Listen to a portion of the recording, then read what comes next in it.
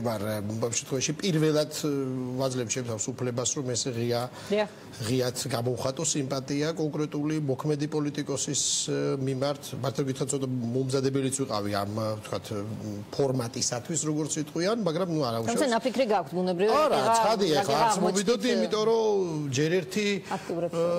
ჯერ ერთი ვფიქრობ რომ პრინციპში მე ძალიან მინდა რომ ქალები მართავდნენ და პოლიტიკაში იყვნენ წარმმართველ პოზიციაზე ქალები ყოველგვარი რაღაცნაირი კონjunktურული კეკლუცობის გარეშე იმიტომ რომ ვენდობი უფრო ქალებს მით უმეტეს დისკრედიტირებული პოლიტიკოსი კაცების პირობებში და ასე ვთქვათ დაკომპლექსებული პოლიტიკოსი კაცების ისტორია ეს არის თანამდევი საქართველოს ბოლოდროინდელი ისტორიისა და მე პირდაპირ ცოტათი დაღლილი ვარ ამ კაცების ცქერითა და მათი ამბიციებითა და მათი რაღაცნაირი პატივმოყვარეობის ფეიერვერკების მოწმენი ვართ ყველანი ჩვენ და ამიტომ ელენე მომწონს იმიტომაც გარდა იმისა რომ მინდა რომ ქალები მართავდნენ და საერთოდ ქვეყანასაც მინდა რომ ქალები მართავდნენ და მინდა რომ ქალაქს ქალი მართავდეს მილიონი მიზეზის გამო, ეხლა ამაზე დროს აღარ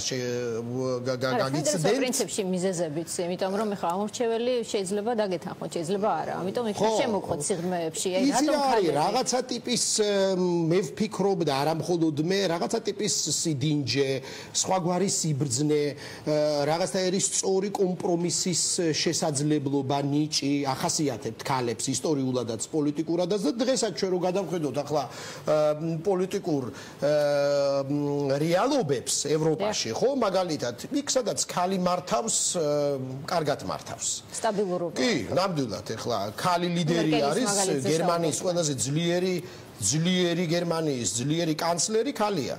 ეხლა მაგალითად, ეხლა ის პრინციპში ცოტათი პოეტური აზრი ქონდა გაბრიელ გარსია მარკეს, როდესაც ამბობდა, რომ მე იმედი მაქვს, რომ ოდესმე მოვესწრებიო, რომ ყველა ქვეყანაში მსოფლიოში მართველი იყოს ქალიო. ამ შემთხვევაში ეს ისეთ ძველ ლისისტრატესეულ იდეას აცოცხლებს, რომ თქვათ ქალმა იცის მშვიდობის ფასი და ქალი არ გადააყოლებს ასე თქვათ ფუჭ პატივმოყვარეობას ყველაზე მთავარს. ლაშა ზარათუსტრადან გახსოვს, ზარათუსტრა იწევს женщинам რო ეკითხება და тогда не забудь плетку. Ну ეს ницშეს დამოკიდებულება შეგახსენებ.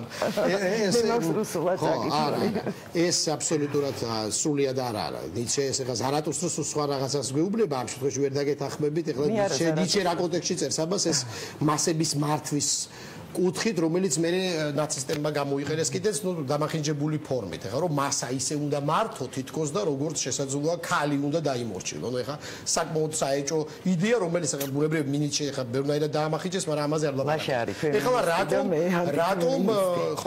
რატომ ელენე? იმიტომ რომ ელენე ჯერ ერთი დიდი სიმპათიით სხვა კანდიდატების მიმართ, ეხლა ალიკო ლისაშვილი ჩემი მეგობარიც არის და ძალიან ჯერ არ არის დასახელებული ამიტომ მისი მხარდამჭერი ოფიციალურად არ არის დასახელებული, ფიქრობს, თუმცა ჯერ ვერ გადაწყვეტა როგორც ჩანს, არ ყავს მისი მხარდამჭერები დარბაზში. ხო, მე არ ვიცოდი უბრალოდ ელენე მომწონს, იმიტომ რომ ჯერ ერთი პიროვნულად მას ვენდობი, მე ვენდობი მის სიმტკიცეს, მის წესიერებას მე ვენდობი მას როგორც აი რაღაცნაირად ეხლა ხშირ შემთხვევაში ეს სიტყვა ძალიან არასწორ კონტექსტში იხმარება ხოლმე, მაგრამ მის მორალს თორე ჩვენთან გაიცვითა ეს სიტყვა და ხშირად მორალისტობენ ისინი, ვისაც ყველაზე ამორალური რაღაცეები აქვს ჩადენილი პოლიტიკაშიც და სოციალურადაც და ყოფაშიც.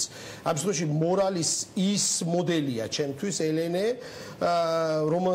რომელიც შეიძლება ითქვას, რომ გამოცდილიც მყავს ბევრ ასეთ საკითხში, ის არის ადამიანი, რომელიც პასუხისმგებლობით უდგება თავის გადაწყვეტილებას, არ შეუშინდება, ვფიქრობ, პრობლემებს, არ მოგვატყუებს, არ იქნება ცრუპენტელა და პოპულისტი, რაც ასევე ძალიან მნიშვნელოვანია. და მე ვფიქრობ, რომ ელენე არის ყოველგვარი გადაჭარბების გარეშე, მე ასე ვხედავ დღეს მომავლის პოლიტიკოსი. და არა იმ ტიპის პოლიტიკოსი, რომლითაც ჩვენ ყველანი დაღლილები ვართ, ბევრჯერ გვინახავს ბევრ ტრანსფორმაციაში გვინახავს სხვადასხვა პოლიტიკოსი და მე პირადად აი ამ რაღაცნაირი ანაქრონიზმების პოლიტიკაში არსებული კონკრეტული მოქმედი პოლიტიკოსებით მე ცოტათი დაღლილი ვარ. ამიტომ ელენე მე არ ვლაპარაკობ თქვა რაღაცა პარტიულ კონტექსტებზე, შეიძლება ვიღაცა მეს აღიქვას პრობლემად, შეიძლება მეც ვუყურებდე რაღაცა პარტიულ კონტექსტებს. როდესაც აი მორალური თემის ირგვლივ ტრიალებით აგამისდა კითხვა. როგორც პარტიულად ელენეს არ აძლევთ თქვენ ხმას, ასე გამოვიდა ხომ, როგორც ელენე ხოშტარიას პერსონას, რომელიც წარმოადგენს პარტიას, მაინც არის კავშირში პარტიასთან. ხო, პიროვნულად ელენეს უჭერ მხარს, იმიტომ რომ შეიძლება ეს პარტიული კონტექსტი არ ვიცი, შესაძლოა ეს პარტიული კონტექსტი, რომლის მიმართაც მე ბევრი შეკითხვა მაქვს და ბევრი პრეტენზია მისი ზოგიერთი პარტნიორის მიმართ და ეს პრეტენზია მუდმივად უნდა გქონდეს ჩვენ, იმიტომ რომ ჩვენ გვახასიათებს რაღაცეების უაზროდ დავიწყება და შესაბამისად რა კი ვივიწყებთ ამ პრობლემებს, ეს პრობლემები მე სულ ხვირწინ გვხვდება ხოლმე ყოველთვის, მაგრამ უშუალოდ ელენე არ არის დისკრედიტირებული არანაირად. ელენე არის და ეს ვიმეორე პარტიული კონტექსტი შესაძლოა ელენეს შემთხვევაში პლუსადაც კი გამოდგეს, თუ კი გავითვალისწინებთ რაღაცა იმ ტიპის გამოცდილებას, რომელიც შესაძლოა მის თქვათ პარტნიორებს კონდეთ და რაღაც კუთხით წაადგეს კიდეც ელენეს, იმიტომ რომ თბილისი არის ძალიან რთული ორგანიზმი, მას სჭირდება არა მხოლოდ გამბედაობა, არამედ ცოდნაც. აქ საქმეები უნდა კეთდებოდეს და ნუ უპირველეს ყოვლისა ჩემთვის რაღაცნაირი გარანტი არის მისი თანმიმდევრულობა, მისი თავდაჯერებულობა, მისი სიმტკიცე, იმიტომ რომ თბილისის სახით, ანუ სტრუქტურალურად თბილისის სახით ის შეეხება უშველებელ მზარდ პრობლემას. და ამ მზარდ პრობლემაში მაგალითად ჩემთვის ნიშნულოვანი საკითხია რომ ეს რაღაცნაირად ქალაქის მერობის კანდიდატს როგორც ერთგვარი არ ვიცი პირობაც კი წავუყენო როგორც მოქალაქე, ჩემთვის ძალიან მნიშვნელოვანია რომ დამთავრდეს ასეთი მკვლელობა ამ ქალაქისა, რომელიც ყოველფეხის ნაბიჯზე ხდება ახალი მშენებლობების სახით, სადაც გადაჯეგვა ხდება ყველაფრის. მე მთაწმინდაზე ვცხოვრობ და სოკოები ვით იზრდებიან, ახალი სიმახინჯეები, ბეტონის სიმახინჯეები, რომელიც ცოცხლად გვმარხავენ ამ ქალაქში. და ეს თუ ვიღაცამ არ გააჩერა, რაღაცა დავიმსგავსებით ხაბაროვსკის ყველაზე ცუდ ვარიანტს. ხაბაროვსკი არაფერს არ ვერჩი, მაგრამ თვითონ იმდენად მძიმე ურბანისტულ ანუ რაღაცა კოშმარს, მუტანს და მსგავსება თბილისი. ეს ერთი. მეორე, სრულიად ამ გადაჭეხვებსა და ასე ვთქვათ, უпростоრად ბეტონის კოშმარების პარალელურად თლიანად იკაფება და იჩეხება ხეები, რასაც ჩვენ უყურებთ, რომ ხეების გადარგვას არ გულისხმობ ამ შემთხვევაში. მე გულისხმობ თბილისში არსებულ, ასე ვთქვათ, მწვანე ეკოლოგიურად ჟანგბადისთვის მნიშვნელოვან ადგილებს, რომელიც იკაფება და ხალხს უმეტესად აინტერესებს მესთვის პოლიტიკა და სხვადასხვა, მაგრამ სინამდვილეში აი ეს ეკოლოგიური ელემენტი არის გადამწყვეტი. ჩვენ ვიხოცები, ჩვენ ვიგულდები.